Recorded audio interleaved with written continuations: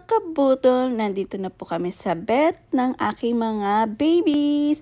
At syempre pagugupitan po muna natin sila ng kuko kasi po si Piggy ayaw niya magpagupit sa akin at si Pucha at natatakot din ako baka makagupit ko rin yung kanilang mga laman. Minsan nagugupitan ko sila kapag medyo okay ang mood nila pero pag ano talaga ang hirap nilang gupitan baka magupit ko pa yung kanilang mga kuko ay mga laman. At ayan nga po, nagpapirma po si Kichang dyan ng pang-kokembyon ang aking anak or vaccine nila. Every year po kasi kailangan pabaksingan ang aking mga anak. Kailangan po yung requirement po dito. At yun nga po yung price niya. Bali, hindi ko alam magkaiba po kasi pag malaking aso or maliit, magkaiba po sila ng price. At malaking aso, magkaiba po talaga sila ng price. At tapos ayun nga po, pinagsusulat po si Kitchen dyan kung saan po address namin. Kasi ngayon lang po sila pagugupitan ng kuko dyan. Dahil nga po, hindi naman po talaga ako nagpapagupit ng kuko. Dahil minsan ayoko rin silang dalhin dyan kasi iba't ibang aso rin po kasi ang nagpupunta dyan. Pero syempre alam ko naman po lahat ng aso dyan ay may mga vaccine. Pero syempre iba pa rin yung naiingatan mo yung anak. At ayun na nga po, inuna po si Puchang, gupitan ng kuko. Ayan, ang bait-bait no.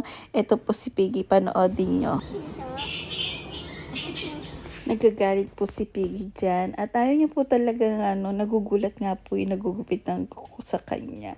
Minsan napapano. At ayan, kinakausap na siya, pinapakalma siya dyan. At ayan, magagalit na naman po siya, panoodin nyo guys. At ayan guys, tignan nyo yung tsura niya yan. Magugulat dyan yung babae. Tignan nyo guys. Grabe si Piggy, magalit talaga guys. Tignan nyo guys.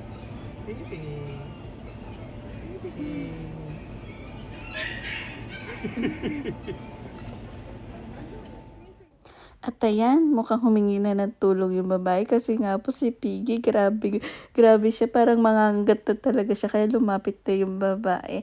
At ayan, tapos na silang gupitan ng kuko at pupunta naman po kami dun sa kabila. Ang binayaran po namin dyan ay gosengin po yata. Kasama po yung isang gamot na inano sa kanila. At sa kabila naman po, dun naman kayo magbabayad ng pang 2 months nilang gamot. Gamot po nila yon sa kapag lumalabas sila para hindi sila gapangan or pasukan ng kung ano-anong mga bulate or kahit ano pong sakit. Kumbaga po guard na gamot. Ayan po yung sinasabong Nexcado. At ayan, nagbayad na nga po at busy po sila po dyan. At ito nga po pala ang aming binayaran dyan sa vet. At namili na rin po kami ng pagkain ng aming aso ngayon. Kaunti lang naman po kasi masyado po malaki ang aming ginastos ngayong araw na ito guys. Wala lang, thank you for watching.